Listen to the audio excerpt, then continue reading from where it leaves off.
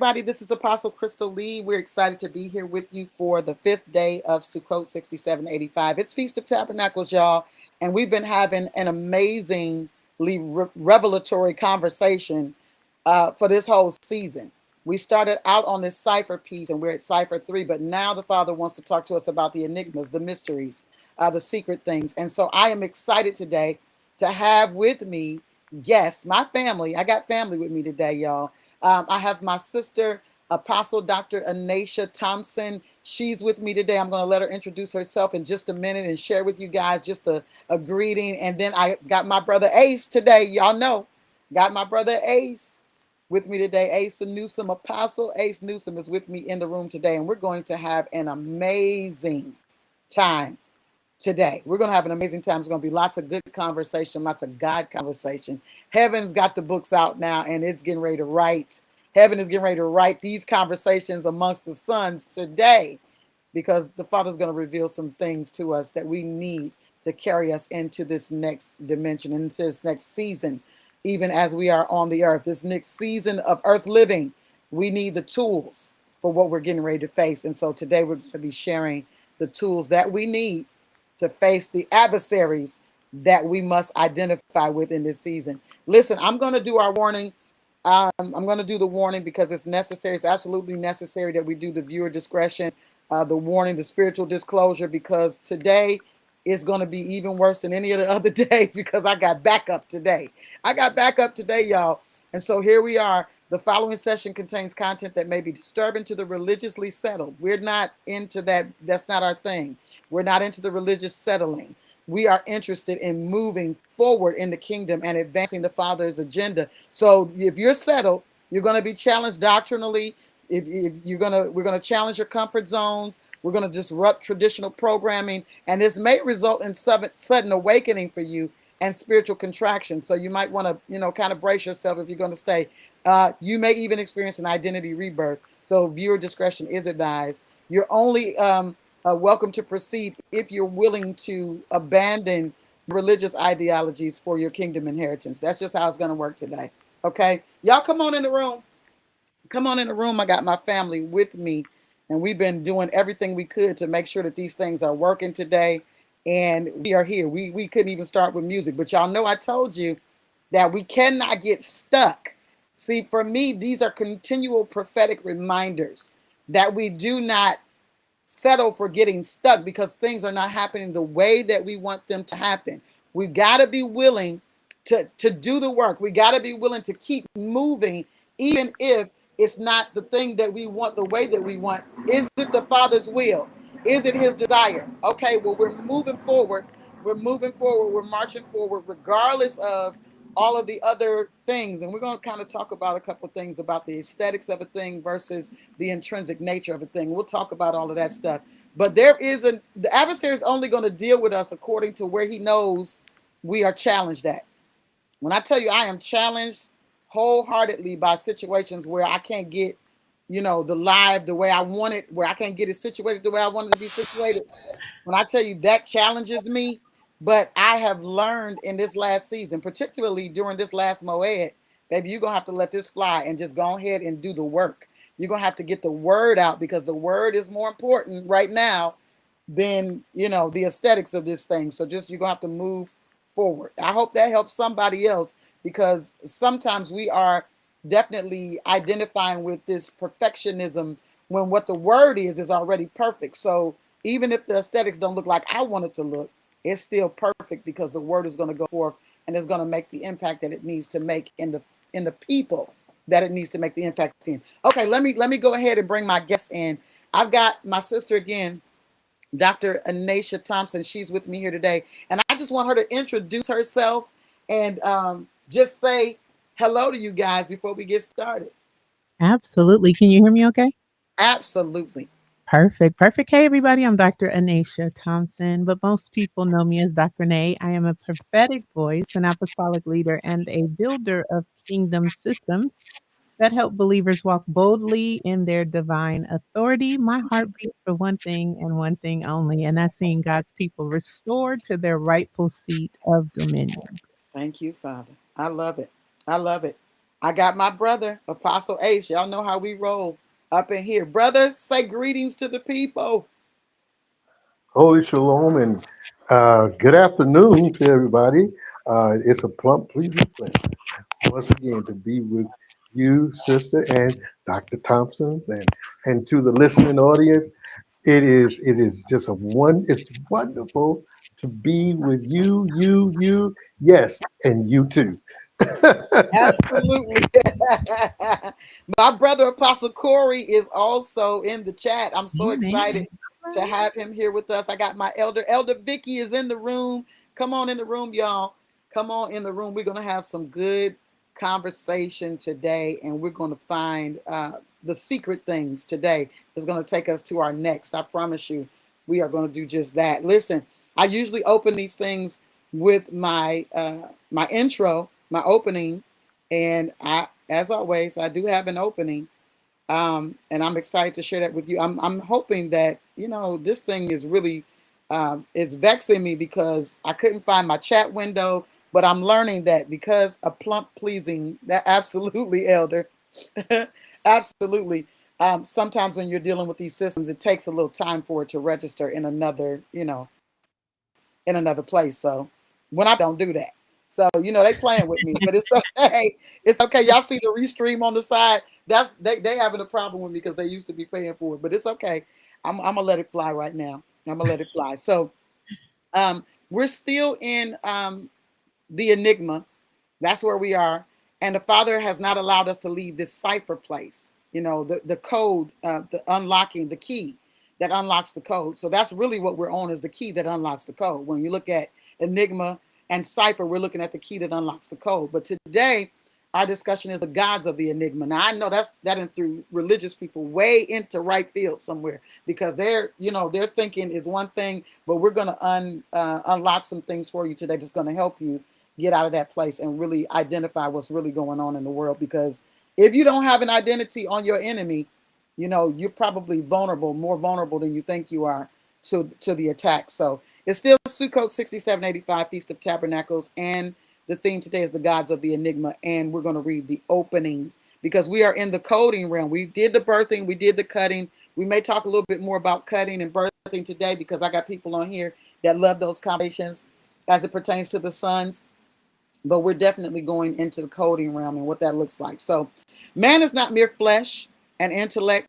We are certainly technology in divine form. We're living instruments of code designed in the image of Yah, code written with his breath, a flesh vehicle knowledge, a flesh vehicle fueled by knowledge, animated by wisdom, and powered by spirit. Within us lies the circuitry of heaven, the capacity to build, to decode, and to wield creation itself. Every thought, word, and impulse is data, spiritual programming shaping worlds. We were forged to be a technological weapon of light and a biological weapon of salt, a living interface between realms, executing the will of the Most High in encoded harmony. Yet herein lies the danger. In the wrong hands, the systems of darkness, pride, rebellion, uh, these are the places that gain access to our operating systems. If this happens and they gain access to the operating system, the same brilliance that was meant to show the divine expression of eternality becomes a weapon expressing a nature of diabolic kingdom and its agenda. Detached from the divine source, we become autonomous weapons, ungoverned by heavenly wisdom, hijacked by false encryption. Darkness that never creates but corrupts function repurposes divine technology for destruction until the weapon turns inward and self destructs and consumed by its own misfire. Here's what the Spirit of Yah is doing right now. He's calling us back to our original coding, to divine alignment, to a reinstallation of holy software, and a reactivation of divine purpose. This is an ongoing thing, y'all. When the weapon returns to its maker, when the weapon is in relationship with its maker, when the weapon sustains that relationship, we become an instrument of uncompromising light, cutting through deception, executing justice, and reestablishing Yah's divine order in every system that we have access to. We are not random matter. We are heavenly designed intelligence from the mind of the Most High. We are coded by heaven, and we are unstoppable in this way. But when we're hijacked by darkness, we are unstable.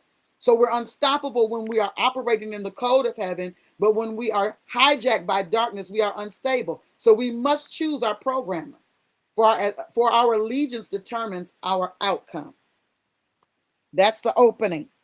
And I'm going to open the floor. So whatever, place that impacted you the most, you can kind of go in that vein and then we'll start the conversation. Apostle Anisha. Definitely, as you sent over the scriptures and even just your thoughts, initially for me, Psalms 82 basically was a space that kind of stood out for me, right? Because we're talking about the courtroom in heaven and ultimately God standing in the congregation of the mighty, but he's judging among the gods, right? So Right. presiding over divine council. And this is particularly dealing with the spiritual infrastructure, right? So the gods were spiritual rulers over nations, but they failed, That's it. right? And so when we confront distortion, it's not mythic. This is literally a real situation, and there are spiritual authorities that were currently being manipulated. So that's the world systems, the ideologies, and even the religious constructs that we're dealing with. And Yahshua enters as the appointed son, and he's reclaiming every realm that they misgoverned. Right. So just understanding, like, you're speaking about darkness, you're speaking about the light, and he has come as that light to basically return us to the space that he has need of or that he created us for. I mean, literally, like when I was considering all these things, I was thinking, man, this is literally what's happening right It's today, literal right now. This is right really now. where we live, Yes. with the spiritual, the authorities not being failing, really, that, we're in Yes. a space where they are failing this nation, they are failing. What is happening is we are literally confronting the distortion, confronting what's happening, and ultimately how they're manipulating the world systems, the ideologies, like they are literally trying to turn things around in That's this it. capacity that God did not intend. And so what are we gonna do about it, you know? What are we going to do? Come on. That's so good. That's so good. Apostle Ace, Yes, yes. Yeah, I have to keep my mic on mute because I'm going the to put mine on frequency. mute while you talk too, because I hear it. I hear that distortion. Yeah, because I'm in the mountains out here, so you know how it is. Um, yeah, this is powerful, and what was stood out to me as I listened to the open, you sent that, and as I was listening to Dr. Thompson, and so there's just some things that just stands out uh, with me, where we at and what's going on now. And so I do comparisons. I like to do comparisons and where we're at now, as the sons of Yah, um, are in position um, to go forth. And few things came to mind. Thought about Paul. We talked about in Ephesians. We wrestle not against flesh and blood, but against principalities, darkness, and wickedness in high places, darknesses, and things like that. And those things that we deal with in the spiritual realm of things. And so, as we are in on this journey, and at the last part of the end of the age, and what Yah is doing, and I'll do the comparison from the Levitical priesthood to the royal priesthood, and the decoding, identifying who we are now compared to then. What authority do we have as the sons of Yah? And so we know that the judgment is here, but can Yah identify with us? Can he identify with us? And so many of us don't know who we are, or internally, we don't know who we are, and we don't know the very thing or the very essence of who we are in this flesh. we have our ideology of the flesh, and a lot of times we associate that with the spirit of Yah, with our flesh, based upon the emotions and the created mortal or feeling of things that we deal with, that we see with sight and not by faith. And so there are things that he says, love your neighbor as yourself. That's very powerful.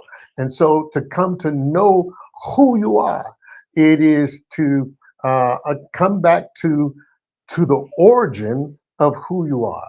And yet, what was the process of getting there? What was the transfer? What was the thing that moved us to that place? There are things that has happened to move us to that place. Do we know that we are in that place? Or do we just have these religious ideologies that, okay, and it sounds good. It's good for, sounds good in the teachings, good sound bites. We get warm and fuzzy about a lot of things. But do we know? Because now he's narrowing things down to for us to really begin to cipher and understand enigmas of confusion. And so while y'all was speaking, the scripture just came into my mind in Second Chronicles chapter 7, verse 14. And this is what it says out of my Hebrew Bible. It says, if my people who are called with my name will humble themselves and pray and seek my face. That's powerful. To seek my face is a place. Where am I seeking? I'm seeking his face. There's a place where I need to seek him. There's a place where I need to be and turn from their wicked ways. That lets us know there's some things that has taken place within God's people. There's some things that's there in our hearts that says there's some darkness. There's some darkness, dark craters in our hearts, wicked ways. And he says, then I will hear from heaven, and I will forgive their sins, and I will heal their land. So it's interesting. He says, I will hear from heaven. So he's not talking about me hearing from heaven. He's talking about himself hearing from heaven. Where? Within us. That's a place that we have to come to, a place where he's letting us know that what's going to take place is when I hear from heaven and when I know that I'm one with you internally, when everything is right again, so I can be one with you. So when I come into that place, everything everything that you've dealt with is going to be on auto. It's going to heal. I'm going to forgive, and that authority will return back to you. That's automatic. That's automatic. And so it's just interesting because we're at the end of the age. And what Yah is doing, and it's interesting because he said, and I'm thinking about when in Matthew, when the veil was rent and the glories was no longer there behind the veil. He said, I seek for those who will worship me in spirit and truth. So in other words, I'm coming to find where heaven is so I can come where heaven is. And so when that takes place, heaven on earth, his will on earth as it is in his realm. And so therefore, then that what takes place is now we become one. And so now we become very supernatural in ability in doing the things that he's calling for. So now we at the end of the age, and he's calling for the prophets, not the prophets of Baal. That's the prophets of the religious complex system. We're talking about the prophets going to hear from thunder through thunder and fire. They're going to hear through thunder and fire. They're going to hear these things, and they'll be able to be, because Yahweh is revealing more secrets. Things are being coming forth more so now than ever, because we see He's showing us everything that the enemy, the diabolical forces of this world is doing. It's right before our eyes. And there are many people who are caught up in the loop of things. They caught up in the loop with brick and mortar instead of, and they're in a mixture with righteousness and evil. Righteousness, the knowledge of righteousness and evil. They are in a place that is stuck, and it's so confusing. It's a mixture. It becomes, and who can decipher all that is? We talking about things are not concrete, clear. They're abstract, confused, and it's all the enigmas, things that's taking place. Nobody can understand. Nobody can get a hand on it. And it's just back and forth, chaos, chaos. But yeah, in the midst of all of this, in the midst of what's taking place, the sons, the prophets of Yah will stand out because he's speaking in such a way that the prophets of Baal don't even understand. They can't even reveal. So then he said, he's answered by fire and by thunder. And there's some things happening in our world today that the prophets of Yah is starting to really come to understand and begin to reveal. As they begin to reveal, then we become as the sons of Issachar to begin to reveal the things that's taking place so we can position ourselves, so the people can position themselves to come to a place. Because we see some things now that are taking place. And so the answer, the Yah is answering by fire. How is that? Oh, okay. So you did the warning thing. Okay. How's Yah answering, speaking by fire? With the sun, there's an invisible fire that's taking place through the sun, the physical sun that's taking place. There's fire coming to the earth. There's the weather pattern, thunder that's happening around the world. It is interesting. Today, I was at the news outlet. There's the hurricane to the east. There's a hurricane to the west. I don't think I've ever, in my lifetime, ever come to that place of really understand. I've never seen that, but it's happening now. On both ends, west and east, we're talking about hurricanes that's taking place right now, that's developing. So that lets us know a lot of things that are happening globally around the world.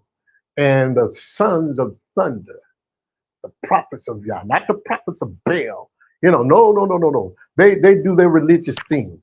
They go and they cut themselves, they dance, and they all night and all day long. They do this, and nothing's happening. Nothing's happening no more. The only thing they could create is chaos, because yeah. Oh, I'm stop.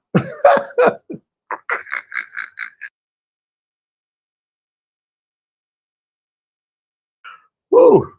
I'm calming down. Definitely hear the passion. Certainly understand where you're going with it. Apostle Crystal. I forgot I muted myself. Oh, okay. Yeah, I was gonna say no. You don't have to calm down, brother. And I was saying to my sister, feel free. However you feel led to have the conversation, you can do that. That's what we do here, because this is a gathering of sons, and I Okay. stand by Malachi 3:16. I believe that when the sons come together and we're thinking on the name of our Father, we're thinking on the authority of our Father, and we begin to declare things, the heaven begins to write. This is how earth begins to resemble heaven, because the sons are in conversation and acting out or enacting, express as they are the expression of Yah. They are enacting whatever it is that He's desiring in that moment, and heaven is writing it. It's being written. It's being written on the books, and that's how things are being transformed in the earth. But you guys both said such amazing things. One of the things that I wanted to communicate. Let me see if it stayed in the. Oh, you know what? I'm gonna stop writing my ideas down in places that it ain't gonna stay. That's what I'm. Let's start there, okay? But one of the things that I wanted to say that stood out with me, as the Father was sharing this with me particularly, is that mankind has to identify the enemy, the authentic, who the enemy really is, right? So when the Bible starts talking about we're us wrestling not against flesh and blood. You brought that up, brother. It's right here, Ephesians chapter 6. When the word starts talking about that, it's because they have an understanding. Those that were inspired, thank you, Holy Spirit. He bringing it back regardless, okay? Those that are inspired or understand the inspired breath, understand that that is the prophetic nature of Yah being given to his people by him breathing whatever it is his agenda is.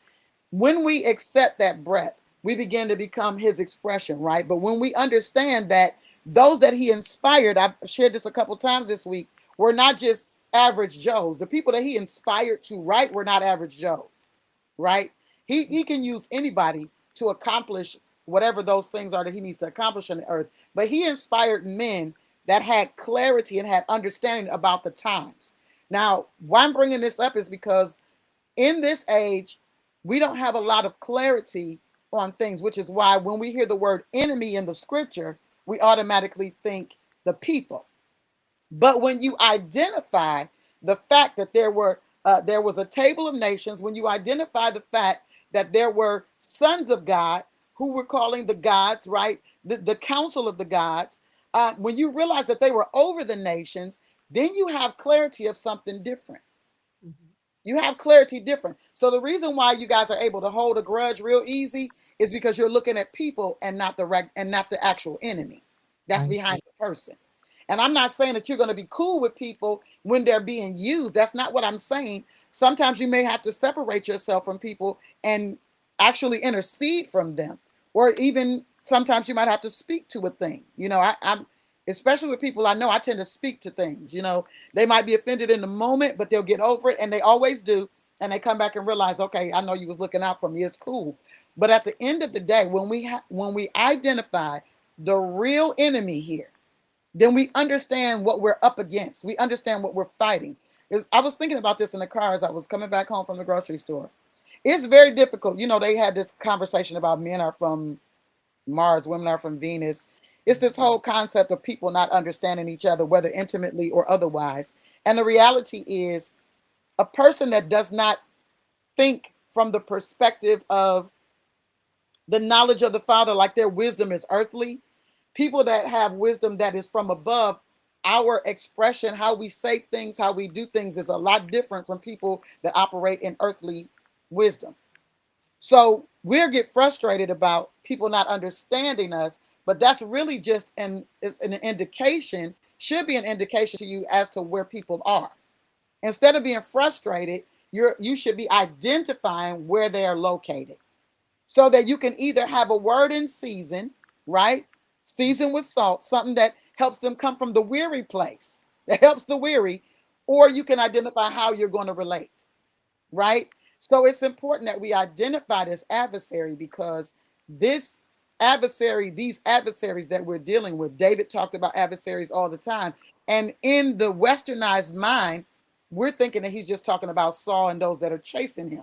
He's talking about these entities, these gods, and this is the mystery because it's always been said this way, that it's several ways that the adversary can get his agenda across. One of the ways is that he works with this idea that he doesn't exist, right?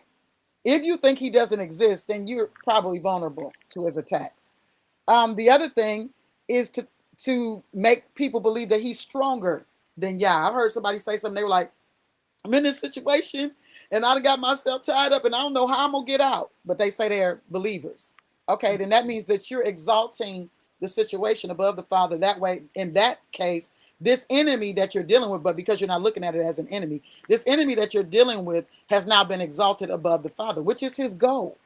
This is his goal, to make sure that he is doing this smear campaign when we don't know it.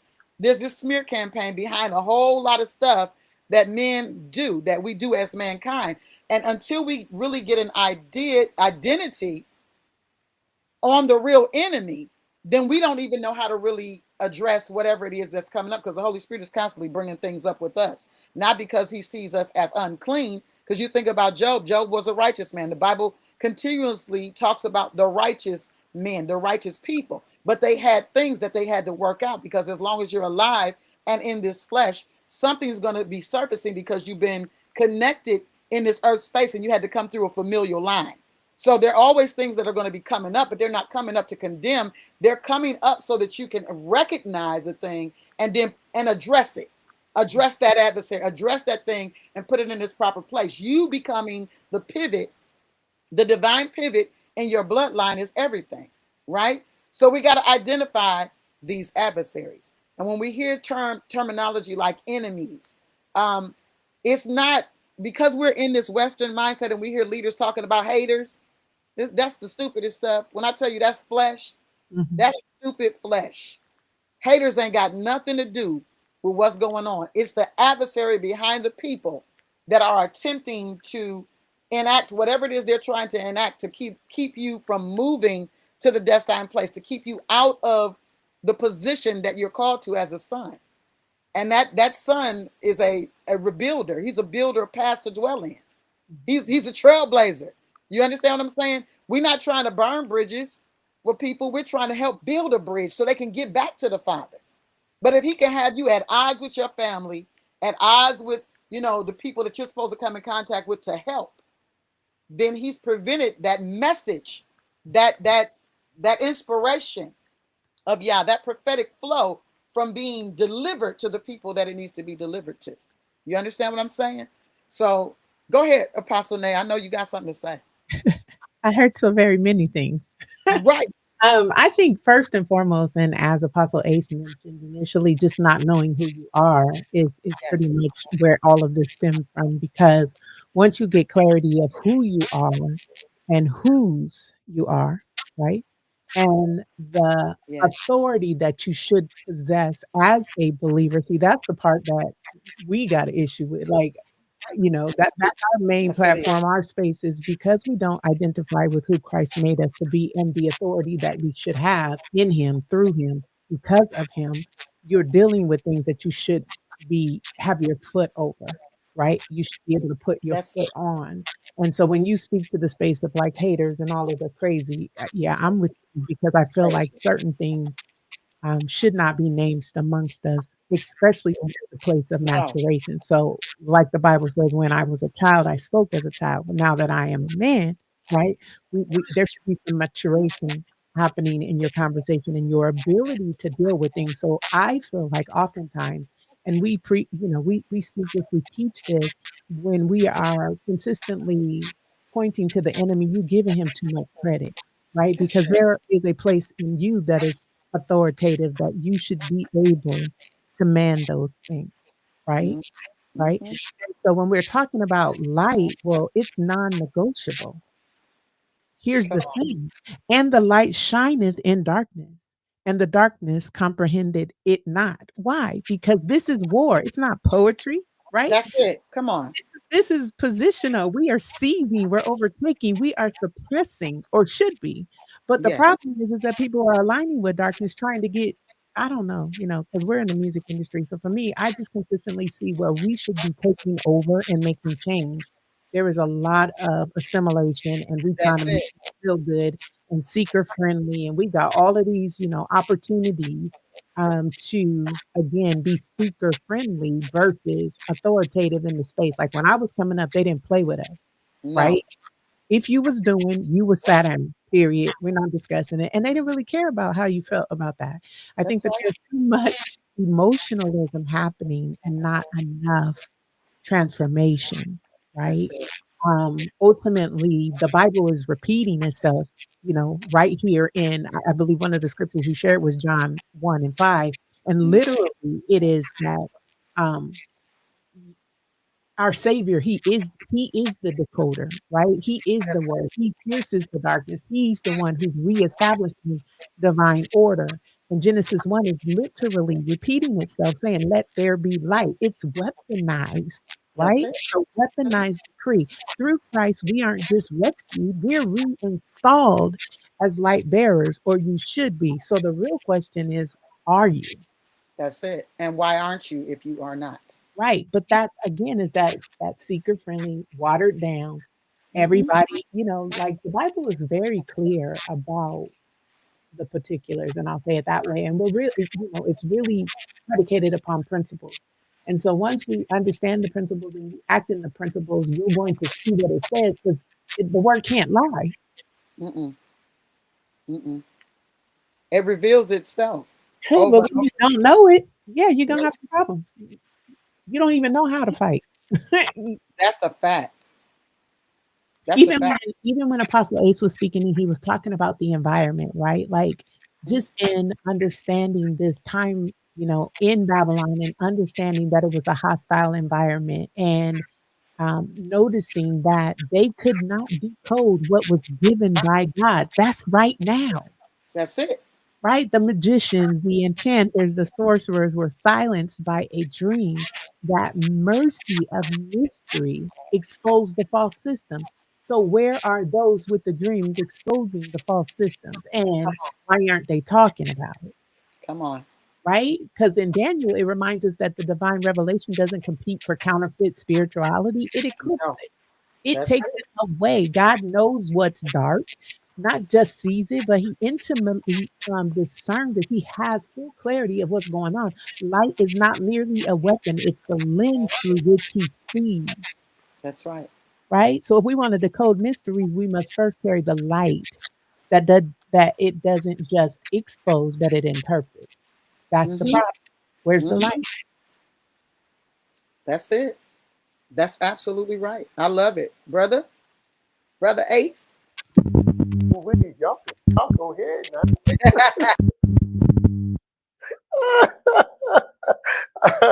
Listen. Oftentimes, sister, and you know this. A lot of times people ask me, "How you doing?" I say, "I'm light, doing light work in the kingdom of Yah." Period. And it's just I interesting, love it. you know, even as we are in this this appointed season of Sukkot, the feast of Your thing is doing something, brother. They should mute and see if it works if we mute. See if we mute if it works. not, can you hear me now? Somebody was We can, calling my phone. we can. Okay, great. Now, light. And as it's interesting because when my mind goes back to um, the garden, it does. And so when we talk about light and the light shineth in darkness, and I think about Isaiah 60, that behold the light has come, the glory of Yah is upon you. Yah is constantly saying, I'm going to reveal the and as Dr. Thompson said, it's not a weapon, it's revealing. And when light comes, it reveals what's in darkness. And so when it's revealed was revealed in darkness, as you said, sis, that now we are in this area of the second half of the tribulation. When we see these things, we have time and space to get it right. We have time and space to get it right. Why? Because it's been revealed. So my mind goes back to Genesis. When we look at the 6 day creation, excuse me, and when he took the man and formed him and then put him in a place. He put him in a place. Now we know that it's the the garden in Eden. It was the garden, it was heaven in the midst of darkness.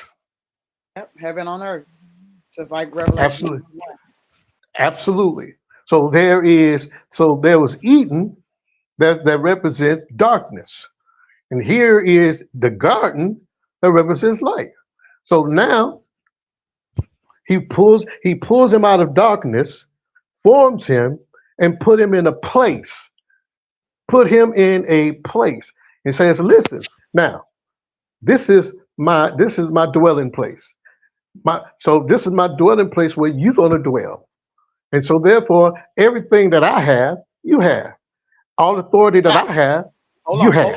hold on. I don't want you to blow past this. See, when we talk, we understand each other very clearly. The sons understand each other very clearly, but it may be some sons that need a little bit slower because somebody just got thrown all the way off because you said he put him in uh he put him in the garden. But see, people don't understand Garden of Eden. They don't understand that. They're just reading, they think Eden is, you know what I'm saying? That the garden was the whole of Eden, and it was not. The garden was the Garden of Eden. That means Eden is a place, but there's a garden in Eden. Does that make sense? That's why he separated it. That's why he separated. I just want to make sure they understood the separation because I know that threw some people off. They're like, what? Well, I'm gonna let loose because you gave the disclaimer in the beginning. Let's go. Let's go. We're giving, listen, I gave a disclaimer, but we're going to give you clarity if we can. Yeah, Go ahead, brother. yeah. And so, and we see so and as you had shared, we see this every day. We see this every day, and I think Dr. Thompson has kind of alluded to this in Genesis chapter 1. We see this every day where he separated light from darkness. Genesis chapter 1. In the beginning, he separated the light from the darkness. That's the first thing he done. Why? Because the light was there, the light came, the glory came to reveal everything that was melanated in darkness. He revealed the gods of the heaven. He revealed who they were, what was going on, because there is a plan that took place. And y'all said, listen, I'm separating you. I'm going to reveal who I am in darkness. I'm going to reveal who I am in darkness. And it's going to bring shame. It's going to because this light brings judgment upon you. The light brings judgment, whether it's righteous or whether it's evil. And so Yah, so we go back, and so what he did, he said, "Now I'm gonna separate. I'm gonna bring you out of this place. I'm gonna change your mind. I'm gonna change everything about you, and I'm gonna put you in this place. I'm gonna put you in a heavenly place." And he tells us, because that place that he put Adam in, that he put the four man in, was a prepared place. I prepared a place for you. What does that place look like? What has to take place? There's something has to take place because when Yeshua said in Yakina, in my Father's house are many mansions, but I've gone to prepare a place for you. What did he do to prepare for us to be in that place? Because that he went to the lower parts of hell, got victory over death and sin and death. He got victory. And so therefore he prepared us to be able to that we could be in this place and not leave out. Because the religious complex system, they're out. They're in a gray area. They're not in a either black area or white. They're not either righteous or they're not unrighteous. There is a mixture. He said, but I've prepared a place where I go. My presence is there with you. Everywhere I'm going to prepare this place so that you be able to stay in this place. And so now, because of who I am, you're going to do some work in the atmosphere, and you're going to do some things and be able to stay in that place. And this is where I believe that Yah is doing. No, he's doing this now because the place has already been prepared. It's already been prepared. The thing about it is, we have not been in the place to stay. We've been in and out of mixture. We've been poisoned with between the righteous and the evil coming together. It's poison. It's death. It's bottom line. The mixture of righteousness and evil is poison. It's a slow death. So he's taken that middle section out, and so he's prepared the sons of Yah, the sons of thunder, and to decipher, to decode, and begin to actually begin to speak when you were speaking about the breath. Remember, he spoke, and he said he blew the breath of life into Adam, and he became a Holy Spirit filled man. Because you got to understand that the created man on the sixth day had breath, but it wasn't the breath of righteousness. And so when Yeshua, before he ascended, before Acts, he blew the breath into the disciples, and they were filled with the Holy Spirit. It was That's that right. breath, what was said. It was the breath of life. It was the breath of righteousness, and not the breath of death. You talking right. Sis, I'm gonna let you go because y'all know I can talk all day, but I wanna allow you guys to talk. I'm gonna bring something else into the fold here. But go ahead. Come on. I think that one of the spaces that is pertinent to this conversation is understanding the revelation, right, and what needs to be conveyed. Because the preface, if you will, is understanding who you are in Him and how He has prepared this place for us because He is illegal in this realm. So He needs us to act on His behalf or carry out His personage here, right? And so all of the things that are happening, if you will, okay, so even when you shared Proverbs 25, right, verse 2, it is the glory of God to conceal a thing, but the honor of kings, that is us, is to search out the matter. So this verse is revealing the divine paradox, right? That ultimately God hides things in plain sight, but you won't Yes, he understand it does. unless you are in relationship with Him. So it is people who don't understand or cannot identify because they are not amongst that fold, if you will. Again, They're they're not not in relationship. They're not yeah, in they don't alignment. have intimate Hmm. relationship, That's right? Because this is where the kabod, the divine weight, the majesty weighs, right? So the concealment of the truth is an invitation to relationship. And only those who dwell close enough, that's that intimacy space. That's the place that you are. Oh, this is so good because we're actually teaching this in Bible study. Apostle talks about being weos or teknon, right? So this is the weos. These are the people who are actually sons of God, hmm who come into real relationship with Him. Those are the ones who are only able to dwell close enough to His heart, right? So you can discern the matter, what He has hidden. You can have an That's it. understanding of the mysteries that's being concealed. The revelation is the act of decoding the divine communication through the pursuit and the spiritual maturation. The kings walk in dominion and authority, That's right? it. And we are expected to search out the mysteries through the spirit of wisdom, understanding, and knowledge. The word is very clear. We perish because of the lack of knowledge. Because That's there's it. not this place of, I want to know you better. I want to have a better understanding. I want to have a better way of conveying what you're telling me, walking that out. But again, we're seeker friendly. So we're not even in a space of becoming mature saints or kings, right? To Yeah. even walk in the wisdom because you don't have an ear to hear it. You're not even concerned, not Mm-mm. even listening. You're not even persuaded. No. No. You don't. That's a powerful thing because it's one of the things that I said that in another way a second ago. But the reality is this: people that do not. It's like creative people are a whole nother set of people than people that just follow the standard. I'm just here. Creative people have purpose. You know what I'm saying? We understand purpose. So that's why we do what we do because it's a why, right? We understand a why. So it's kind of the thing that fuels our creativity, right? But then there are people that just kind of follow the systems.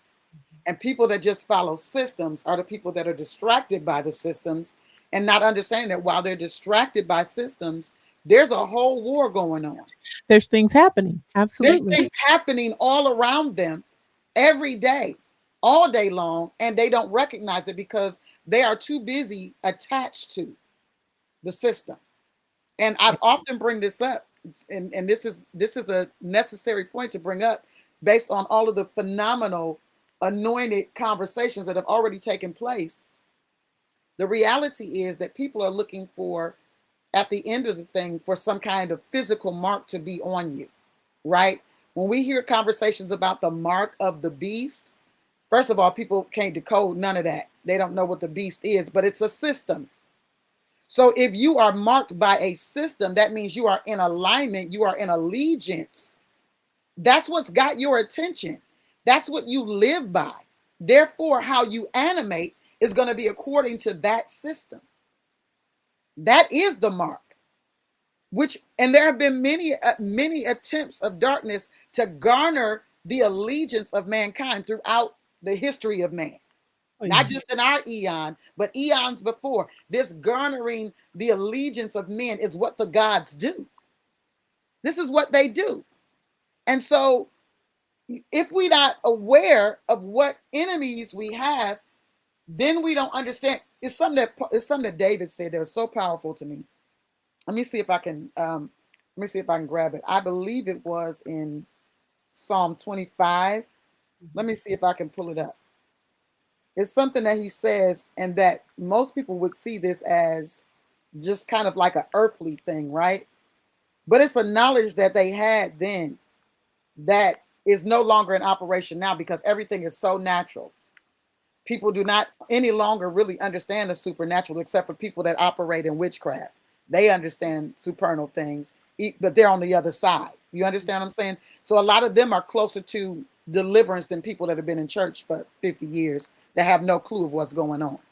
A lot of those people stand to be delivered quicker because that religious adversary, Oh, yeah. that's a whole nother level Uh-huh. of demonic stronghold because they fight for things that they never even read. They fight for things that they have no knowledge of. They fight for things that they are not intimately connected to. They fight for things that they've been handed and not things that they have, as kings identified, Right. Traditionalism. Sure. Absolutely. Denominationalism, traditionalism, doctrines of devils. I mean, doctrines of men, the whole nine. They fight for that stuff and have no clue but the one verse that they were given to sustain whatever the lie is that was told, right? Right. So Psalm 25, David says a couple of things that were just really powerful to me when I was reading this today. Let me see here. I might just read it. Let me just read it because it's gonna be a couple of things that stand out. Psalm 25 says, "Unto thee, Yah, do I lift up my soul." We know the soul is the mind, the will, and the emotions, right? Mind, will, and emotions. Oh, Yah, I trust in thee. Let me not be ashamed. Let not my enemies triumph over me. Again, as soon as we see that terminology, enemy, what's regular man thinking? Regular man or a religious man or a man that's not attached to the things of God to have revelation would automatically think persons, individual humans that are on the same level as David is. But David is dealing with something far beyond that. This is why darkness uses people like David and Solomon, because even the realms of darkness understand that there's a supernal attachment to these men that most people that's just reading the Bible and don't have no revelation can't see. They're dealing with things from the place of cosmic geography. They're not dealing with just geology or geography, earthly geography. They're dealing on a cosmic level. They understand that it's something behind everything that they're dealing with. This is why David could allow Saul to throw the first javelin and not leave right away. Mm-hmm. Because in his mind, I'm sitting here to play to rid him of this issue that he has, right? But at the point I'm playing and he's and something breaking past that. It's like a temporary thing. This is something bigger than. I was saying this the other day that people don't deal with the adversaries that we have because they don't understand the adversarial positions. They don't understand the difference between devil, Satan, you know what I'm saying? Lucifer. They don't understand. Sure. They don't understand the terminology. They don't understand hierarchy either. They don't understand gods, because if you say gods to a religious person, it's only one God. No, you're sadly mistaken. It is not. But there's only one true and living God.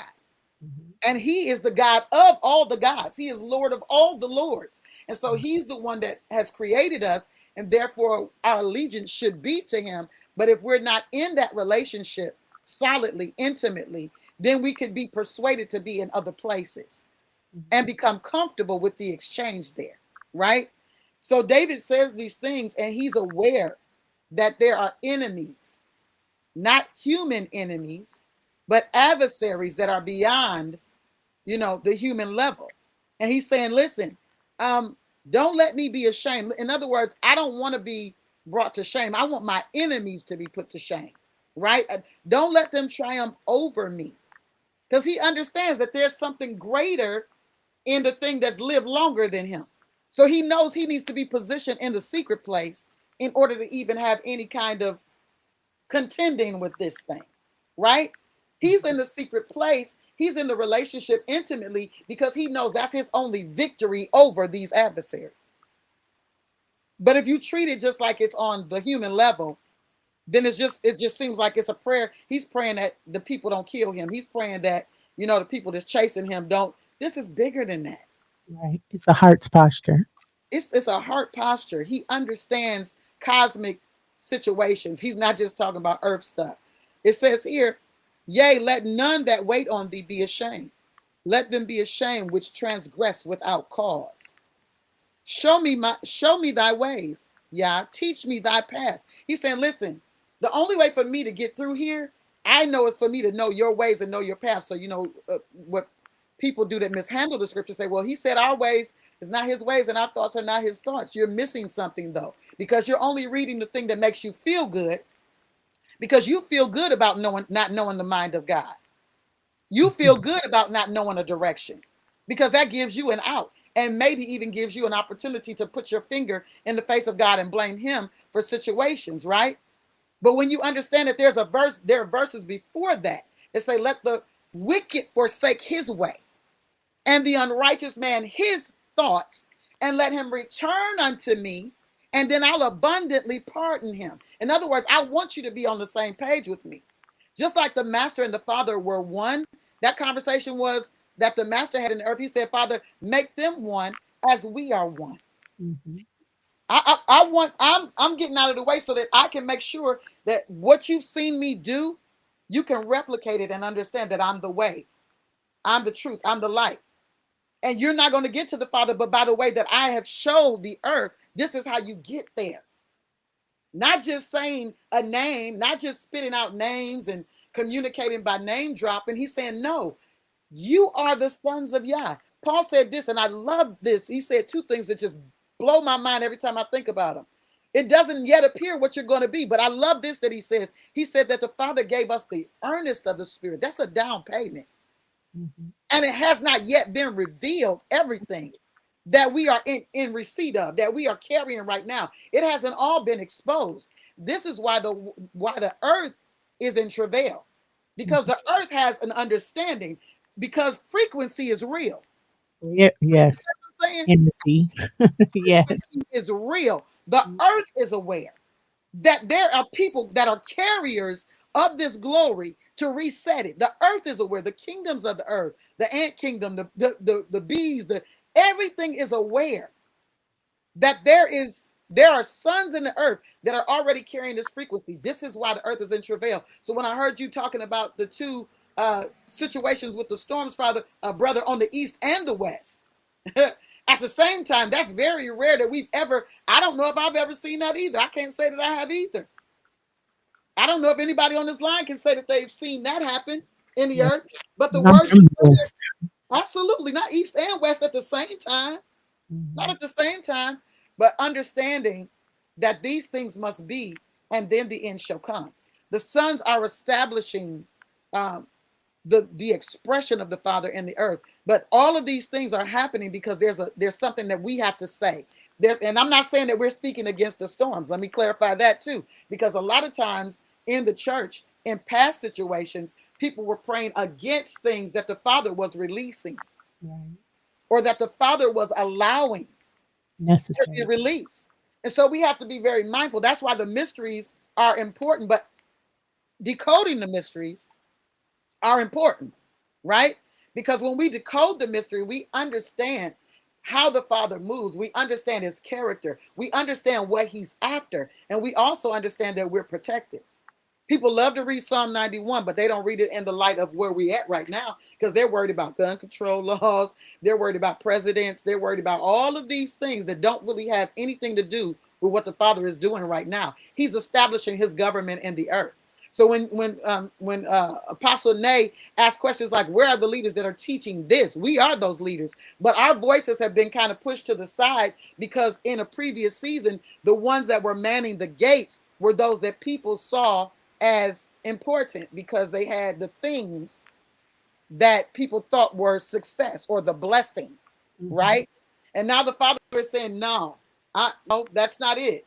That's not it. So I got to pull some stuff down. I got to deal with some things. I got to clean my house because y'all got these idols sitting up in my house and ain't nobody hearing my word. Well, that's not new either. Right. That happened throughout the Old Testament. The children of Israel were refusing at some points to even hear the Father. They weren't even budging at the correction of the Father. He said, you know what? Okay, cool. I don't like how you're moving. And the things that I established to protect you, now you've made that whatever you can to justify yourself. So guess what? I'm done with all of that. I don't like your feast days. I don't like your offerings. Y'all can keep all of that, right? Keep it all because you're not doing that for me. You're doing it for yourself. But you're also in doing it for yourself, not seeking me, not intimately getting to know me. You're just doing whatever you want to do and then trying to come and cover it with who I am. And that's not how that works. But that's what we're looking at even now in this day and age. People are excited about, something new that they hear, but they don't go and study for themselves. They're not bereaved. They don't go. Paul was the guy. You know what I'm saying? Paul was that guy. Right. The Bereans knew because they had relationship with the Father. It's my responsibility. They weren't checking behind Paul. Don't get it twisted. They wasn't checking behind him to check him, checking behind him to see if he was wrong. They were studying the scripture themselves so that they could identify intimately with the revelation that he released. Right. You understand what I'm saying? So it's important for us to identify this. He says, show me your ways. Teach me your paths. Also, I was just getting ready to say this, so Come go on ahead. now. Come Yes. on now. Oh, Show I me hear your you. way. I want to know the way that you want me to go. I want to know the truth and the path that you need me on. This See, is why that's the most people seeker's still don't understand posture. purpose. It's why they don't understand purpose yet. You know why? Because they were just born and they just think, I'm just here. No, every man that's born is a technology in the earth that has a purpose. What technology has any man ever created, just for a reference point, that didn't have a purpose? It all has a purpose. It has a manual. It has instructions. It has the way to use it. All of that, right? All of us are purposed technology in the earth. But you got people that are not realizing they have a purpose. So they've just been doing life without purpose, doing life without understanding, and this is why they get in that place where they're frustrated. I want to die. I said this before. My brother loves when I say this. People dying to get to a heaven that's coming to earth. You're dying to get to a place that the Father wants you to learn how to live in before that exchange Indeed. even happens. Indeed. You're trying to die to go somewhere when he said, I sent you in the earth for a purpose. Because you're an answer. You haven't even responded to the purpose of your person yet, and you trying to go somewhere. Right. Like, that's okay. But because, again, we lack the knowledge, there is destruction. And people are living destructive lives. They're living in chaotic life cycles for generations because nobody's standing up and drawing a line. I'm gonna let it go because I'll keep talking.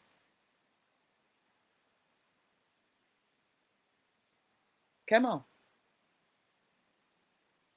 Hold on one second, sis. Can you hear me?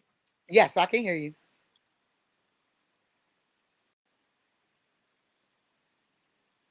I could hear you. I'll keep reading until Apostle Nay comes back. No, you're good. I Okay, was go ahead. I was I was fixing something. Anyway, right when you said it, I was in Psalm. I think it's good thing. 25. Psalm 25:4. Mm-hmm. and 5 in that show me thy ways. The Lord teach me thy paths, right? Lead me in Yes. thy truth and teach Mm-hmm. me. This is the seeker's posture. And I think It that that is. is the space, is that there is oftentimes this place and space. And I said this before, David knew who he was, right? That's But it. he And also who she knew was. whose he was, which is a placement of putting yourself where you need to be in alignment with God as the source, as the pathway, as the revelator, right? And Yes. all decoding, right? Divine mysteries aren't accessed through intellectual prowess, which is what They you're are not. stating. They Come on. are through yielded hearts. And so that's why I was saying it's a heart posture, because David wasn't just asking for direction, he was asking for decoding, That's it. right? That's The it. meek, Unlock me. Unlock me. man, um, the word even says, further down, the meek will he guide in judgment, and the meek will he teach his ways. The word meek here connects with the wisdom, understanding, knowledge triad, Mm-hmm. right? These aren't just qualities you possess for leverage, these are qualities imparted when your posture is right. See that now That's we're it. talking about honor, now we're talking about a positioning, now we're talking about posture. And responsibility. Right. And the ability to hold it, Yes. right? Where God is revealing the mysteries to those who don't approach him with arrogance, but with Oh, reverence, right? come He on. doesn't just guide actions, he's literally teaching divine patterns. He is. He is. But I if love you're not that you said that. you think you know everything. Oh, I remember sitting in one of the classes that we teach, Hmm. and one of the presenters saying, don't be a know-it-all. Come on. Don't come to the space feeling like you got it all under control and you have full clarity, because he's Mm, consistently revealing. And the word talks about glory to glory, each round that's it. higher, higher. The closer that you get to him, the more that's revealed. But you first have to have a posture that is applicable to being Come on. yielded and used and in a place of allowing, yes, the evolution of glory. Exactly. But the Mm-mm. problem is that there is a misconception, and this all stems from authority and leadership and all of the buzzwords, the spaces, the thought processes about who we are and how we should act and what that looks like. That's right. That's right. But there's a You, secret place. There's a secret, the secret, right? The secret of the Lord is with them that fear him. That's the that's it. word. And That's it. he will show them his covenant. That's the cornerstone of all of this that we're talking about, God's enigma, right? The word secret here refers to intimate counsel, like sitting at the table with only trusted ones where they are allowed, like the VIP section. Come on now. But this Come is on. where revelation lives. This is not a public square, it's a secret place. The fear of the Lord is not terror, it's trust. It's where we Absolutely. get into his space and say, I trust you, Lord, however it unfolds, whatever it looks like. I want to see your covenant. I want to understand your divine blueprint behind creation, restoration, dominion, like all of the spaces that we are to occupy. But if you It's the don't do same. that in the space of being meek, I didn't hear you. It's the same thing in relationship when you talk about just being accepting of whatever the space is that he's put us in. Because at the end of the day, I used this the other day, and I think it's applicable. When we're married, when we get married, it's not just for the pleasure of the thing. It's for the transformation. It's for Covenant. it's for the replication. It's for all of those, right? But Mhm. that transformation is happening because we're talking about two becoming one. Okay? And whatever is going on in each of us individually, it's there to help build the other person. So where you might have been impatient, I'm talking to a Mhm. person that might have been impatient in a season. Right. Well, when you get married, it's going to seem like you are constantly impatient, impatient, impatient. But what's the Father doing with a person that is patient and that keeps Mhm. bringing things to your attention? He's saying, fix this, Right. fix that, get that in order. Because how you relate with me is how you relate there, Yep. right? So you can identify where women, I'm going to say this to men and women that are married, you can always identify where your mate is relationally because how you're interacting speaks to how they're interacting with the heavens, right? So if you're a person that's been married and you know your mate needs to come up, that's an intercessory place for you. You got to get in the face of the Father and identify where they're located so you can pull them out, so you can pull them up, not by saying words to them like you too low, you in your flesh, you know what I'm saying? No, no. Right. You acknowledge, okay, I see. Why are you seeing this? Because it's for you to see so you can decode, so you can decipher what it is that's going on so that you can approach the spiritual realm and deal with these things on a supernal level, not an earthly level. So you can address the adversaries of your mate, right? And it's the same thing when dealing with people. And I'm not talking about adversaries like, you know, they in adultery. We ain't dealing with that. That's the only thing people go to when you start dealing with marriage and, you know, sin and that kind of thing, or something that might be a weight, right? They automatically go to those things. But again, that's a program. And it takes the responsibility off of us to understand that there's such a deeper there's such deeper things than just these surface things that we see that are symptoms of the deeper issue, right? Deeper issues. I love Indeed. it. Go ahead. Indeed. No, no, I was just agreeing with you. Indeed, there is definitely a deeper issue. It is. And even in Psalm 25:5, where you brought that back up, I love this because we're talking. I'm about to release this, brother. I know you got something to say. Psalm 25:5, I'm going to point this out again because, like we're saying, the scripture is repetitive, but you got to understand what you're reading in order to see the repetition. He says, "For thou art God of my salvation." You are. Father, you are. But see, this is why there's a clarity that needs to happen with the names when you're reading the scripture, because God is not the name of anyone, it's the position of one. So that's why if you study these, you'll identify when he's talking about Elohim in plural and when it's talking about Yah specifically. But it's clear there, it has to be clear there because there are other gods. There are. So David is making it clear. Ain't no other God in charge here. My allegiance is to you, Yah. That's it. That's who I'm talking to. That's who my allegiance is to. And that's the safe place for me. Go ahead, brother. I know you got something to say.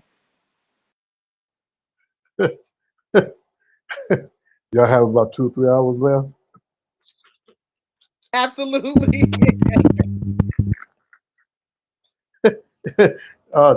This it is really exciting, and I'm really loving this. I really am. Uh, there's lots been said, and so many things that has come up, and you try to pick one thing. I'll talk about that, and that sounds good, and that sounds good, and yeah. Everything is wonderful. It is. Um, there's a few things that really stand out with me, and some things that I've been dealing with and kind of teaching on here of late, and and as it has to do even with the season that we're in, and dealing with the Levitical priesthood versus the royal priesthood, kings and priests, and just to kind of just put it in a nutshell, without going on a lot of things. Um, so because when you look at he dissolved the Levitical priesthood. You got to understand how the Levitical priesthood came about. First of all, uh, uh, the children of Israel, they and Mount Sinai, they rejected the spirit of righteousness when Yah had a conversation with Moshe, and the children of Israel said to Moshe, we don't want to hear from Yah. You give it to us. You give it to us. And so from that point, everything that Yah did, and everything that Yah did, because he already prophesied with Abraham that people going to build a kingdom of priests and kings. That was future. That was future when they supposed to cross the Jordan. All these things was going to is taking place. That there's going to be a shift in who you are. There's going to be a shift. So with that, the Levitical priesthood came about from the tribe of Levi. He separated them. He separated them from everybody else. Your whole lifestyle is working for me in the temple. Everything. Everybody not going to see what you're doing, but they're going to know because here's my laws. They're going to know what's happening, and they're going to share some things that you got to do and what have you. Because each day there's going to be atonement. Each day there's prayers and things that's taking place. The lamb, the goat, all these things on your behalf. And here's the interesting thing about it: that here is the Levitical priesthood that they had a problem. There was flesh, and everything that Yah did was physical, brick and mortar. Said, build this temple, build the tabernacle, build it according to the pattern, everything. But people didn't see what was going on the inside. It was a mystery. It was a mystery. It was a mystery. And so it's interesting because as we decode in the scriptures, the different leaders and their position of who they were, even from Adam and Eve, we talk about a royal priesthood, a royal priest versus brick and mortar, physical, because that goes into a whole spiritual realm. I go from one place to another. I transport from one place to another, from mortal to immortality. So here the priest, the Levitical priesthood, worked in the temple. That was their lifestyle. That was their thing. All period. That was it. However, there was a problem because Yah was on the outside among them. Even though they worked within the temple, they worked in the temple with the sacrifices. But for who? Them, the temple, the people, and what had. They did all of that. But they didn't have nothing on the inside. They didn't have nothing on the inside because everything was physical. Brick and mortar. Everything was built, sacrifice. But the Levitical priesthood had a problem. They didn't have the spirit on the inside. And so I'm going to just begin to cut through the chase because you talked about David, because David in the order of Melchizedek of the royal priesthood, from the tribe of Judah, king and priest. Then there was Moshe, ruler, king, priest. They all had this on them as antiquity goes forward. There were men that were like that. Then we would look at Yeshua, because David talks about it in Psalms. Y'all talks about, hey, Yeshua, you are the order of Melchizedek that will never go away. Period. King, royal priesthood, a royal priesthood. So something has to change. Something has to change from the brick and the mortar. And so that the transfer had to take place for us to move out of a mortal state of doing things, because Yah was among them and not in them. So the whole plan was, I'm gonna bring you back to your original state where I'm going to be in you and among you, in your presence.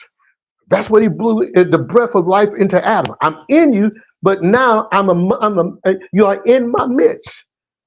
I'm with you and I'm in you. Just like that. And so the Leviticus, he said, I'm going to dissolve it because, hey, here's this, because you don't have my spirit on the inside, you're allowing all these things to come into my temple and desecrate my place with uncircumcised in heart and uncircumcised in flesh. And they're over the people because you got in your mind, there's prosperity that you want. So therefore, did you experience the miracles of some things of Yah? Yes, but not sustainable. It was not sustainable. They could not hold it. As Apostle Dr. Thompson said, they could not hold. See, he brings us to a place that we can hold our position and not lose it. He brings us to a place that we could be steadfast and unmovable and always abounding. The Levitical priesthood cannot do that. So understand this. And so we kind of like in where we're at today, because the information, it is so obscured. It is so mixture of truth, righteousness, unrighteousness. Because people are, just like you said, Apostle Sister, people are looking for a sign, an outward sign to say this is it. They're looking for something, but yet at the same time, and so Yah said, I'm going to reveal the temple. I'm going to reveal this. I'm going to reveal what it is. What was done in the darkness of the temple. Now I'm going to bring it to the light. Who brought it to the light? Yah came in the flesh. He said, now I'm the light. I'm coming in. I'm the light. I'm gonna reveal what this is. I'm gonna tear down the brick and the mortar, just like he said in Mark chapter 14 and verse 38. He said, "We've heard him say, I will destroy this temple that is built with hands, and in 3 days I will build another not without hands." So many folks will say, "Oh, that's the sweet heaven by and by." No. In other words, the temple that was built, he destroyed. And today, what is Israel? They want to rebuild the temple. He said, no, no, no, no, no, no. And so when he was at Mount Transfiguration, he told the disciples, said, "Hey, we're gonna build one for Elijah, that you and Abraham. We're gonna Moshe. We're gonna be temple. No, no, no, no, no, no. The temple that is going to be built is going to be revealed who it really is. It's going to be you, the flesh. I'm going to reveal you. I'm bringing, if I'm out of I'm going to reveal it, and it's going to come to the marvelous light so that you got this connection, who I am, who you are. You're talking about frequency? Yes, everything that deals with light, frequency, sound, everything so therefore I can identify my sound. I can identify my frequency. I identify that. So when I identify that, I can rest right there. And so when he rests in you, then you rest in him. Now we can ascend, because now I'm not at a mortal state. I'm at an immortal state. Now I can move above I can become a ninja in the spirit. I'm moving about above and not beneath before. And so we're here today. We're here. These things are happening. So people are looking. Yes, they're looking for something. Like you said, sis. Yeah, they're looking for the sign on the hand and on the forehead and what have you. But understand this: people are stuck in a loop because the religious complex system, diabolical system, it was purposely and intended to mix it up. To mix it, because my people don't know my judgment. People are confused. People are in chaos and what have you. They just don't know, and they become stuck in a loop because now they've been poisoned. They're dying slowly. But Yah has raised up the sons of Yah with all power and authority that was given, because we rise with him in Yeshua in death, not in the physical, but the spiritual death. We come from a mortal death to an immortal of life. We come from that and we rise. He said, I've given you power to tread over scorpions and snakes and all the principality. You have this authority. Now, I'm going to judge, but I'm going to use you to help bring judgment into the earth. Why? Because you got spirit and in truth. You got the expression, but if you don't have my truth, then the expression is going to be out there and it's going to be willy-nilly without the truth. And if you just got the truth and you don't have my spirit within you, then you're going to be out there and you're going to be dogmatic with people. You're going to rule and what have you. So now, the coming together of spirit and truth, this living tabernacle that he resides in. It's supposed to be we got these appointed times. Yes, we do. But he bringing us to the place he said, now, I want this all the time. We brought you in to, at a point in time to remind you, to give you a remembrance. But the more you practice it, the practice become a habit, and the habit become a lifestyle. And that's the way we live. And so now he's bringing that remnant. Everybody ain't gonna get it because everybody don't truly understand the royal priesthood. The kings that discern the different things, the royal kings and priests in the kingdom of Yah. That kingdom of Yahweh is a place. It's his will be done on earth as it is in heaven. So the religious complex system that gives us this deception of how things are. We get these sound bites and what have you, and we find ourselves, ooh, the royal priesthood, and don't know nothing about being a royal priest. What the kingdom is. Folks don't even know the truth. You ask people, what is the truth? The word? Well, what is the word? Well, it's the truth. They don't even know. They don't have a foundation. They don't have a foundation so the expression can be what the expression is. People got an expression without a foundation. And just like you said with a marriage, like marriage, Mars and Venus versus this and that, they've always made a divide. They made the brain, right brain, left brain. What? It's just a brain. Let this mind, whole mind, be in us, which also was in Yeshua. Whole mind, not a divided mind. Because when they put that word, the words is a spirit, and that gets into people's aura. And they get in there and they begin to rehearse this over and over and over again. And what do you have? You have a divided relationship. And it's reflected, as you said, even in the marriage today. Because there are people in marriages, don't know when to be a husband, don't know when to be a father, don't know when to be a wife, don't know when to be a mother. So there's all this confusion. I don't know you. And like you said, I can't bring you out of a place where you're not on the same place that I am. You're confusing. You're confusing. We're at odds with one another. And so therefore we go back and forth. That means as the relationship, as we see the marriage here on earth, then we understand how Yah said this is how marriage should be, and how we deal with him based upon how we deal with each other. This is something, but yet here we are. And it has to be told because the people has to come to the light. They have to come to the light. So when the people come to me, the light reveals.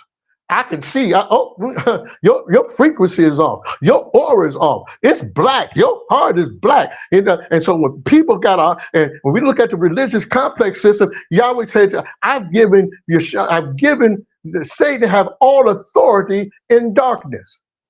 All authority in darkness. So that means the devil, according to what Luke says, the devil knows everything that's in darkness.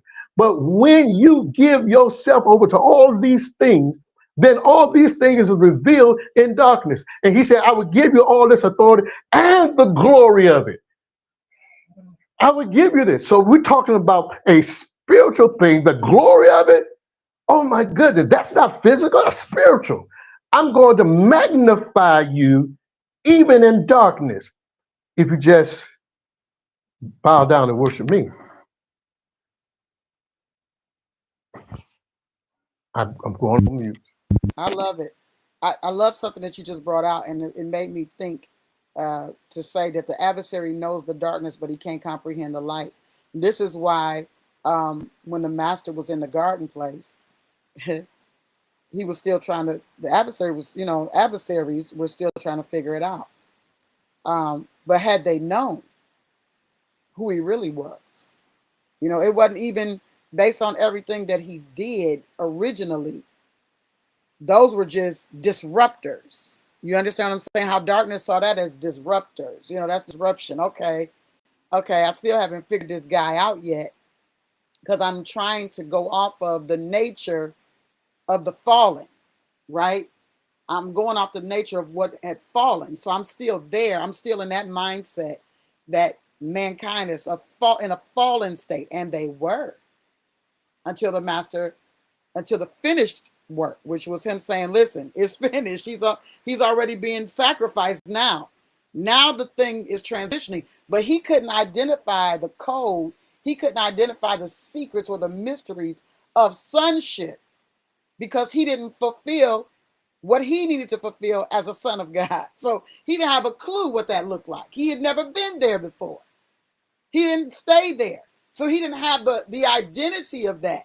So he didn't know when the master was in that garden place, all he saw was opportunity to kill him.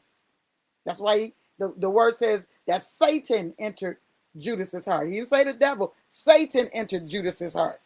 That's a whole nother level. Devil is the construct of what's going on with our mind, that thing that's challenging the mind, the mental construct. But when you get to that other situation, now we're dealing with, the devil construct is the slander, what's going on in the mind.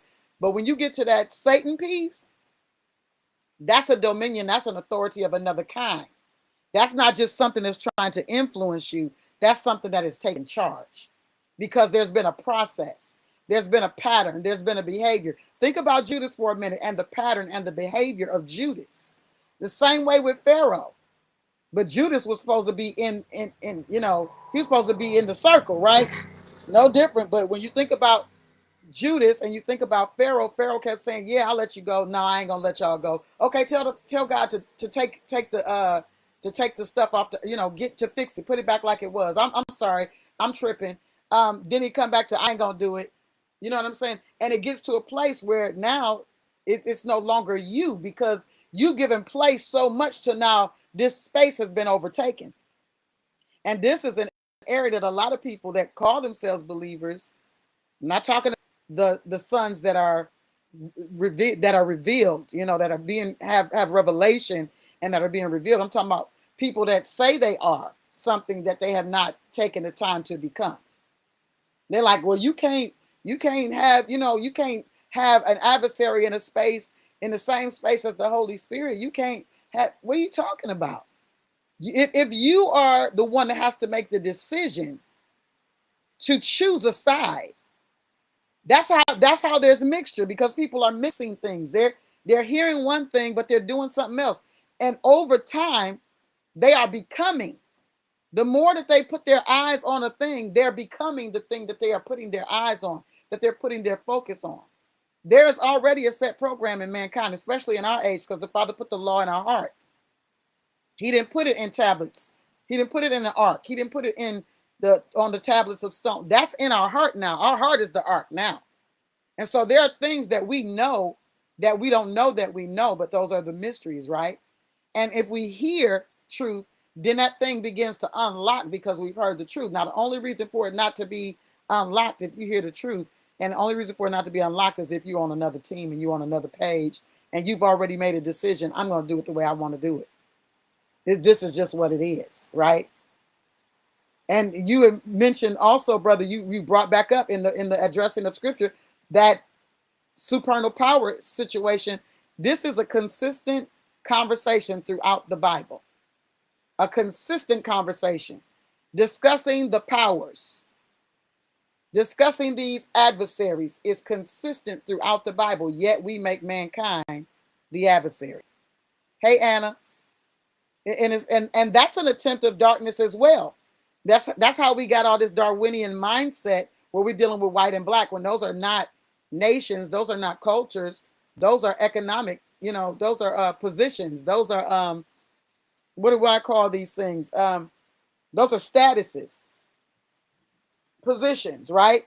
But you got people going at each other's throat when the real enemy is hiding behind the scenes, constantly perpetuating whatever it is he's perpetuating for the sake of people not identifying. I saw more in that the scamdemic of people coming together than I'd ever seen in a long time.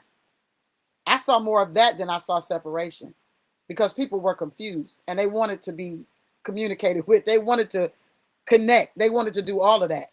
I literally stood in places like CVS and different places that I went and literally held conversations with people in little circles where they were saying, y'all stay 6 feet away, or however many inches away we were supposed to stand, or feet away. I don't even remember because I never did it. I never did it. Right? because I wasn't afraid of whatever that was they were trying to help make us identify with. I wasn't identifying with that because I knew that it was a construct of darkness because men needed to get back to the Father. I knew that this was a construct to get the attention of those who needed to come to the Father. And those who were not coming were just going further and further out into the deep of their darkness. We have to understand how these things are used. And when I say darkness, I'm not always saying diabolic necessarily. I think I used this, I had this conversation yesterday. And see, this is why we have to have intimacy with the Father, because he'll reveal to us the nature of things, right? But when we understand that the Father utilizes things to bring people into a place or to even finalize some things, you know, I love this phrase: the sin of the Amorites is not full. What does it say? Why is it saying that? Because the Amorites they on the clock right now. I see how they function and I see how they moving, but their sin is not yet full. I'm not yet ready to judge that situation. I still got need of this. I'm gonna use this still for my advantage. We read something the other day that I thought was so powerful when he was talking about these adversaries or these kings putting their thrones up against the wall and besieging a space. They're gonna put their thrones though first up against the wall. We saw this again in First Kings when we were talking about Micaiah and Ahab and Jehoshaphat. They had their thrones in the gate. It's this place where dominion is, you know, recognized, where authority is recognized. It's a governmental position, right? And so it's necessary that we get an understanding of these things, but we can only get it through intimacy. It's not going to happen another way. It's not going to happen another way. You can't deal with the darkness and the secrecy and the mystery with natural things. And some of the things that people are watching it could be a help to them. You know, y'all like DC Comics and you like all of the superheroes and you like all these things, but you're looking at it more from an entertainment perspective. You could probably even tap in because the Father uses so many different things for us to enter into a space of revelation, right? I get revelation from movies all the time. All the time. I'm looking at something, I'm like, yep, they got that right. I see that clearly, Yeah, you definitely. know?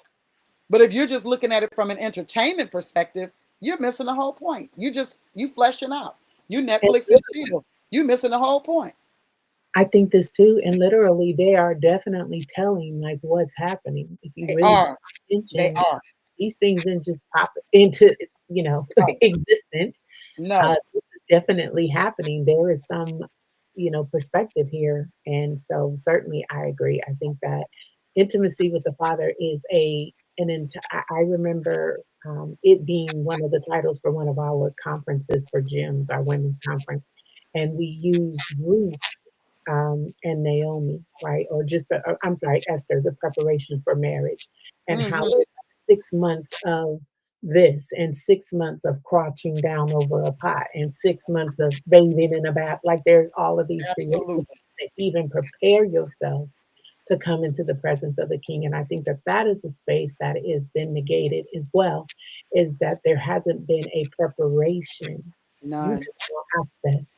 You want to step into this space and you're not prepared. You haven't prepared yourself for intimacy. Mm-hmm. Mm-hmm. That's absolutely right. You have not prepared yourself for any glory that you're seeking. You know, people like the excitement of things, but they don't like the process. Mhm, They love the excitement, but the process is a whole nother situation. And that's how Hophni and Phineas got messed up mhm. because they saw that encounter. They saw, the fire come down out of the heavens. They saw the censers and they saw all of the, supernal things that were happening in the environment. And they said, you know what? That was sweet. That They're was sweet. entertained. Mhm. You know, not wow, I'm in awe of the Father, but that was sweet. I wonder if we can replicate that. Right, right. And this is what darkness is constantly doing, trying to replicate the holy thing. But if we have discernment, we can differentiate between the thing that is replicating holiness, replicating authority, replicating power, and the thing that truly is authentic. This is what's messed up mankind because they really want to feel And they're basing that on all of their fleshly senses. But the Bible talks about having your spiritual senses trained to know the difference between darkness and light, right? Spiritual senses are a whole other thing. Go ahead, brother. I know you're ready.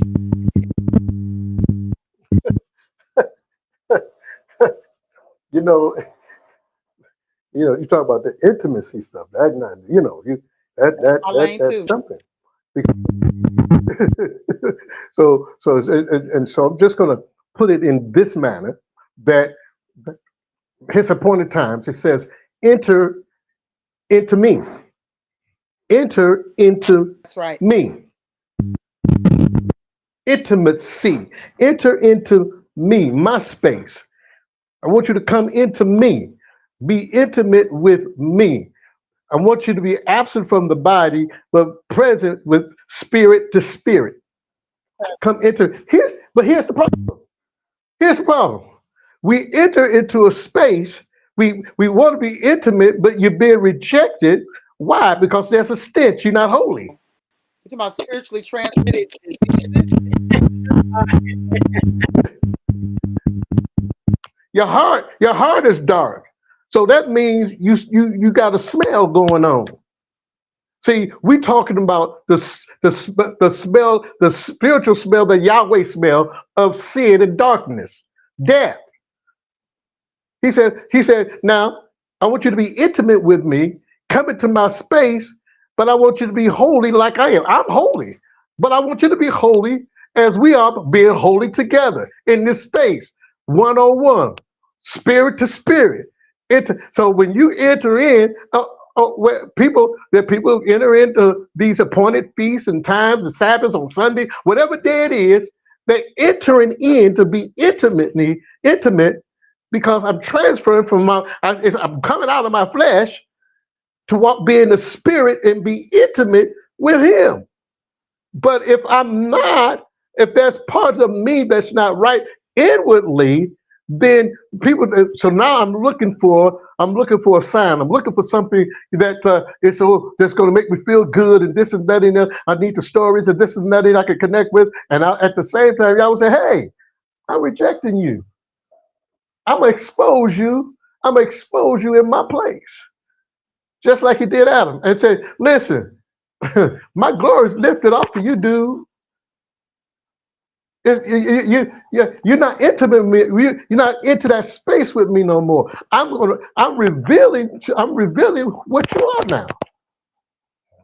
The glory is lifted. You're not in that secret place. You're not there. So we talk about, oh, I'm gonna enter the presence, and you don't have love in your heart. You don't. People are entering into that space. They want to be intimate. So intimate becomes something emotionalism and all like this and but you got to know when I enter in this space, I'm no longer a mortal, but I'm immortal. I'm spirit to spirit, being intimate. So when I'm with my husband, with husband and wife, there's an intimate that become one. You become one to be intimate with Yah in a secret place, in a secret, overshadowing our coming together as one, being intimate with Him in that place. That's not. See, perversion comes when I'm going to enter in an intimacy, but there is perversion. It's unholy. It's unclean.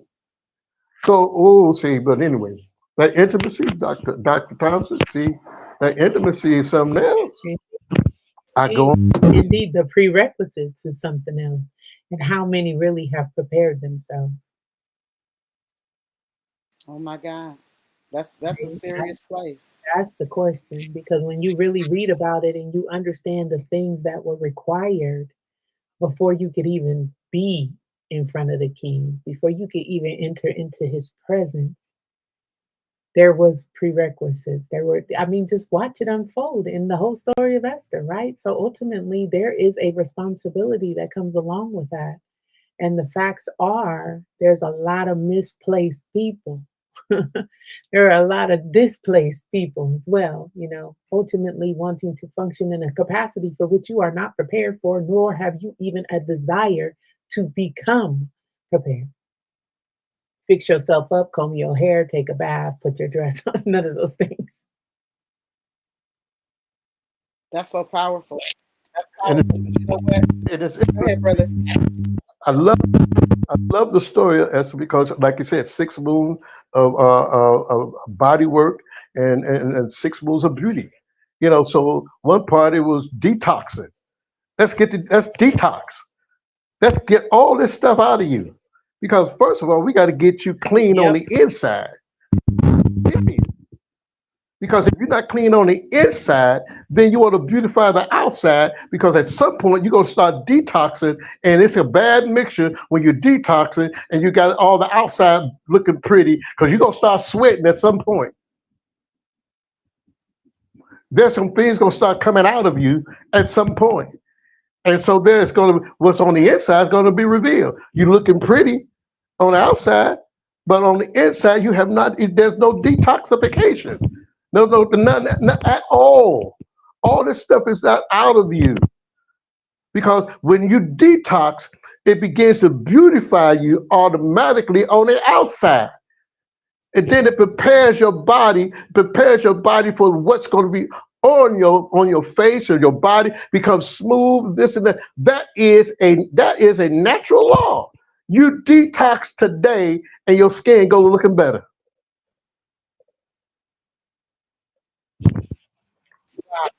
I'm working with right now. I'm working on some things of the lymphatic system, of the drainage and what have you, and because some people are just clogged up. The lymphatic system is the sewage to get. It's supposed to move to get rid of the sewage in our body. All the bacteria, the COVID-19, all spiritual things that's there, that it gets clogged up. So we got to know how to open up these lymphatic areas so that the body can begin. And when that begins to happen, then the circulatory system, oxygen begins to get better, skin begins to get better, liver, kidneys, all those things begin to get better. Why? Detoxification. Period. Now you know That's that's it. where we are. That's actually where we are, spiritually where we are. Every son that's in the spiritual place and the intimate place has heard these things and is hearing these things because the Father's saying, "Get my body together. Get my body together." I love that you brought that up, Apostle Nay, and brother, talking about the life, the royal nature of the thing. But when you were saying that, when you guys were talking about that royal nature of the thing, it made me think about the lifestyle differences, the royal versus the serf. So because Esther had been brought out of a different space, she didn't have the things that are afforded to royalty. In order to deal on that level, she had to go through those processes so that she would be on the level that she's connecting with, right? And so this was what I thought about. One has what one has, the other does not. What one has access to, the other does not. Serfs don't have access to all of the spices and all of the oils and all of the balms and all of that. They may have soap and they may know how to make soap or whatever else they do, just as an artisan or whatever. But the queen or the persons in the royal space have access to a multiplicity of things to bring themselves into this place that is acceptable to the king. Not to mention the agents that are given to assist. So not only are we given the things that we need spiritually to be able to purify ourselves, because the word talks to us about purifying, purifying ourselves, not waiting on something else to purify yourself. That means dealing with the double mind. Purify yourselves. Check yourselves. Judge yourselves. All these things keep coming up. Why? Because I've given you authority to deal with these matters, even down to the issue of the mind. Take every thought. Arrest every thought. I talk about arresting thoughts and taking them into interrogation. See if they line up with the appointment. See if they line up with the prototype. See if they line up with what the master said for us to do, that we were supposed to be doing. See if it lines up with the purpose that heaven is giving you. You got to take the thought into captivity in order for the thing to be identified for what it is, not just the feeling of it, right? Not just the feeling, oh, I feel like, no, it's not about what we feel like, it's about what it is. Because the adversary is good. Darkness, diabolic nature, let me be clear, is good at the feeling of things, or presenting the feeling, or presenting a thing that, is from a perspective that you are able, or you desire. You are able to, palate, right? There are things that, diabolic nature ain't gonna bring to me. Adultery ain't a thing for me. I'm not doing that, right? But you have to be very careful because of the subtleties of the adversary. And when you've read the scripture, you understand that darkness is subtle. It's not in your face. It's not like raw, right? I was sharing this with my brother the other day, and somebody that I know, I'm cool with this person. We go way back, but they said something to me that touched me in a way. I don't know that they meant anything by it, but I had to be mindful, because I know that growing up, there were places that I had voids growing up. So to hear this person say this particular thing to me with nothing probably behind it, even, it touched me in a way. I was like, wow, it wasn't nothing wrong with it touching me. That's not the point I'm making. But the point that I'm making is, because the adversary knows he can't get me in the space of just, I'm about to go sleep with somebody, I'm about to go just be with somebody else. He knows he can't get me there. What he can do is position me to have a long drawn out conversation about how much I appreciated what was said. And where'd you get, where'd you come up with the idea to say that to me? Like digging into, no, I'm not doing none of that, because I'm not giving any space. It might not even be of diabolic nature what was said, but by the time we get through digging in spaces that we ain't even got no business digging in, right? Then something else is created. So the adversary knew, I can't get her here, but maybe I can subtly bring her through that door, via conversation. Y'all know conversation is intimate. Who you talk to and what you talk about, it's an intimate space. Shalom, brother. It's an intimate space. So you have to be very mindful, not just about the fact that you're saying something, but how it's being said. The spirit, there you go, emotional connectivity. The spirit that is being said in, not letting your guard down. Brother, do you got to go? You got me talking all kind of crazy over here. Sis, I do. Not five. I tried to send you a note, but you haven't seen it yet. Okay. Love you, Apostle. Love you, Yeah, brother. You thank got to you. go too, sis. Yeah, I Okay, well, do. we're about to close it out, because we're going to do a second part of this tomorrow, because Okay. all of this for me was opening. I'm learning that that's what the Father has been doing, though. Because he's prefacing the conversation, because the things that we talked about, for us, this not deep, but for some people, this is deep water, right? But what he wants to take us to in the next conversation goes deep, even deeper. And so you got to have foundation in order to build. You got to have foundation. So I'm appreciative of my sister and my brother for being on with me this evening. I'm not going to continue right now, because I want you guys to be able to go back, listen to what was said. I want you to go back and listen to what was discussed yesterday. Go back through the video of this season, of this Moed, okay? Because it's really important that we get this, because of what the Father's calling us into. I want y'all to have final words too before you get off. I'm about to give it to you right now. Because of what the Father is calling us into as sons, those that would be the light bearers, the expression of who he is in this dark time. The darkness is not as a, just some thing to just throw at us because it just needs to be dark. No, but light can't be seen other than in the dark. Now, there'll be some that comprehend it and some that don't, but light is a place that invades darkness. And so this is why we must come into the reality of who we are, the authenticity of who we are, and the Master made that possible in his final sacrifice. Go ahead, sis. Anisha, Apostle, can you say something to close out for them? Excuse me, I'm trying to get my voice situated. Absolutely. I certainly appreciate the opportunity and just being able to commune with you all in fellowship in this manner. I want to encourage us that every mystery carries a message, but only those who fear the Lord are trusted with the cipher. Stay postured Stay hungry and stay seated because clarity isn't coming, it's already here. Let there be revelation, is what I'll leave you with. Blessings to all of you until we meet again. Apostle Ace. Oh, well, I said, I'm with you when you're right. I love my brothers and sisters in the Lord forever. Love you guys until tomorrow. At the time, the body is not a me thing, it's a we thing. That's why we here today sharing this with you. You're blessed, and don't forget it. We'll see you tomorrow at 3 p.m. Eastern Standard Time. Until then, shalom, shalom, brothers and sisters.